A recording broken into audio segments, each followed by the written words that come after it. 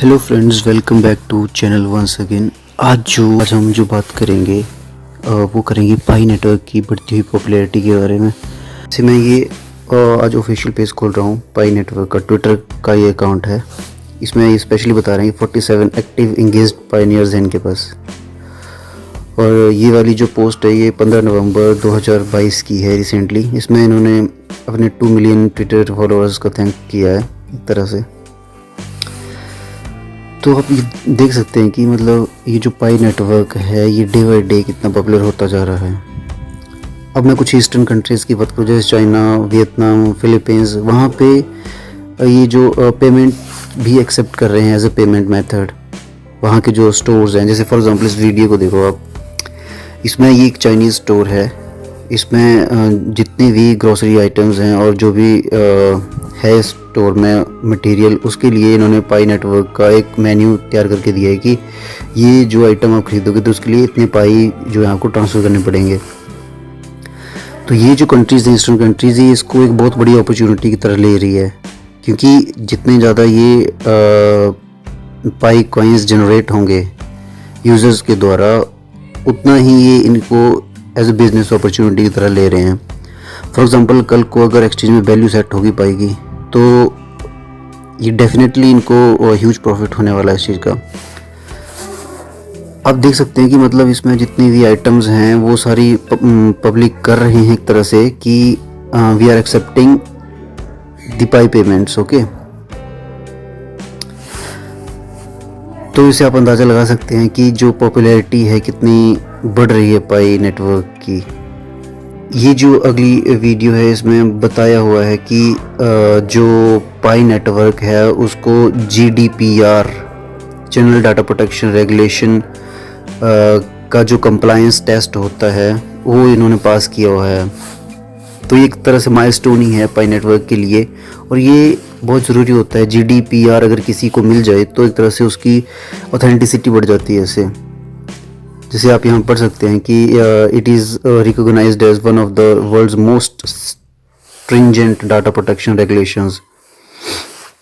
तो आप ये मान सकते हैं कि एक तरह से अचीवमेंट ही है पाई नेटवर्क के लिए, और जो पायनियर्स हैं उनके लिए भी ये खुशी की बात है। ओके, ये मैं डिफरेंट जो चैनल्स हैं, वैलिड चैनल हैं, उनमें पाई नेटवर्क की पॉपुलैरिटी आपको बताना चाहता हूँ। जो मोस्टली ईस्टर्न कंट्रीज़ के लोग हैं वो बहुत क्रेज़ है ईस्टर्न कंट्रीज़ में। इनका अब जो टारगेट है वो वेस्टर्न कंट्रीज़ में कम है फ़िलहाल, बट बढ़ रहा है धीरे धीरे।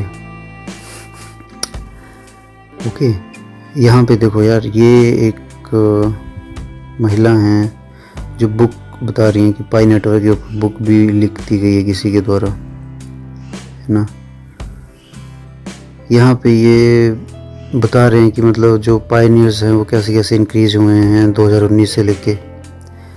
अरे भाई, ये हैं भाई ऑनर्स, और ये कह सकते हैं कि जो मास्टरमाइंड है निकोलस कोक्लियास, ये फाउंडर हैं इनके पाई नेटवर्क के। ठीक है, फिर यहाँ भाई बताया गया है कि जो KYC प्रोसेस है वो कैसे कंप्लीट करें। तो उसके ऊपर मैंने एक डेडिकेटेड वीडियो भी बनाई हुई है कि KYC वेरिफिकेशन कैसे करवाएं अपने, जो अगर किसी ने पाई अकाउंट बनाया है ना। तो आप वो जाके देख सकते हैं और आपसे आपको पता चल जाएगा कि KYC प्रोसेस कैसे करते हैं। भाई क्रेज़ देखो यार, लड़के ने हेयर कट करवा ली पीछे से पाई की, वेरी नाइस यार। कितने सारे स्टोर हैं यहाँ जो पेमेंट एक्सेप्ट की जा रही है पाई नेटवर्क की, देख सकते हैं आप। आगे इन्होंने फिर वही बताया हुआ है कि कैसे कैसे इंक्रीज़ हो रहा है पाई का।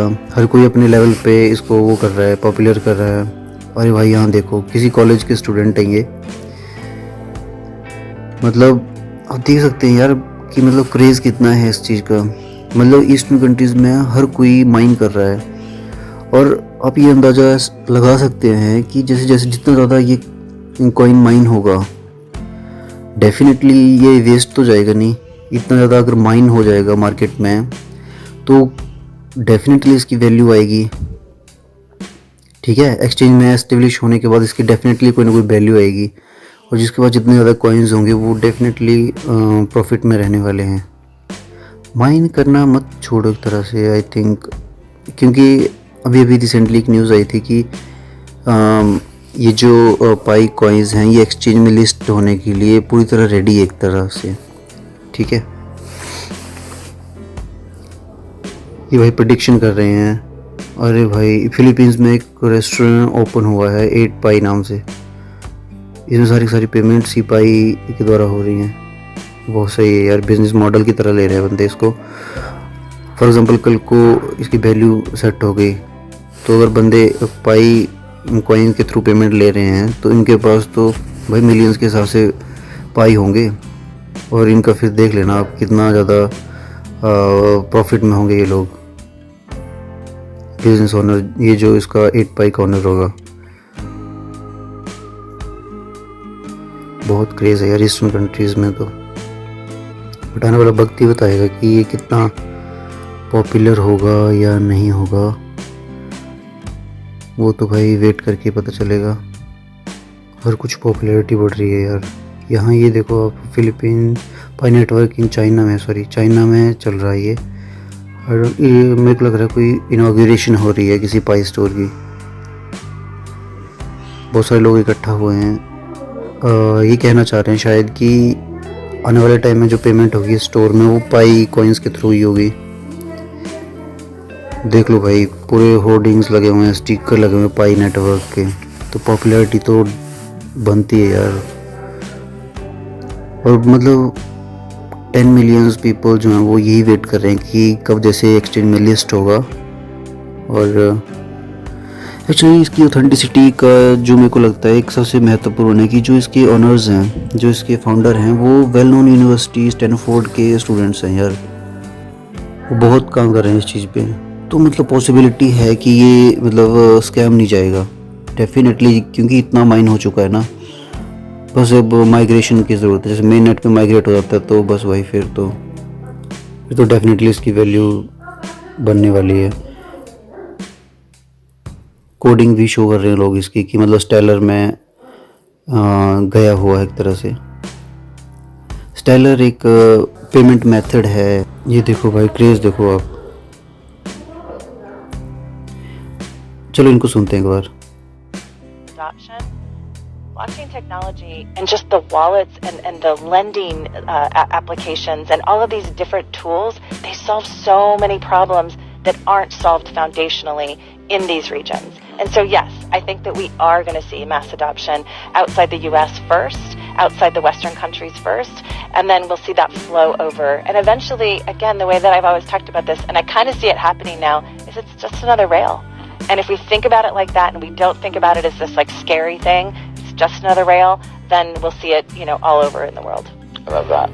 भाई ये स्टेलर की सीईओ हैं डिक्सन, इन्होंने बताया है कि मतलब इसका जो मास अडॉप्शन है वो डेफिनेटली होने वाली है, और ईस्टर्न कंट्री से शुरुआत हो चुकी है और बहुत हैवी शुरुआत हुई है, और वेस्टर्न की तरफ फ्लो करेगा ये।